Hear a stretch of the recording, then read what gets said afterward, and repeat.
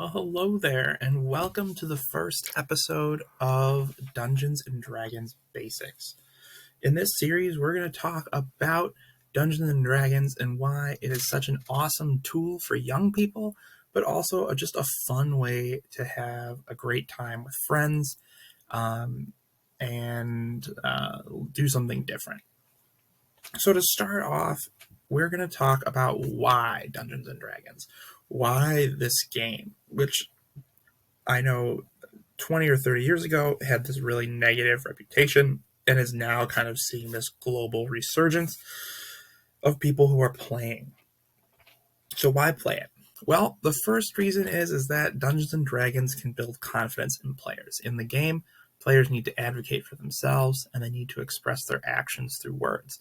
These are skills that young people really need to learn, and it's a great way for them to do it in a low consequence setting where there's not anything large looming over them. So that's one reason to play Dungeons and Dragons. The second reason is that Dungeons and Dragons requires you to use your critical thinking and intuition skills. You have to creatively solve problems and tasks, and it's essential to the game, right? If you don't solve these tasks, you're not going to be successful. And so these skills can then easily be applied in other areas of your life. Dungeons & Dragons is also ultimately a cooperative and collaborative game. The party is a team, and the players need to work together to solve problems that are laid out by the DM, or the Dungeon Master. So if you're not willing to work with others, you're not going to be very successful in the game. So it's something that can help build teamwork. D&D is also a game based on storytelling. The DM and the players are making a story, using the game as a framework.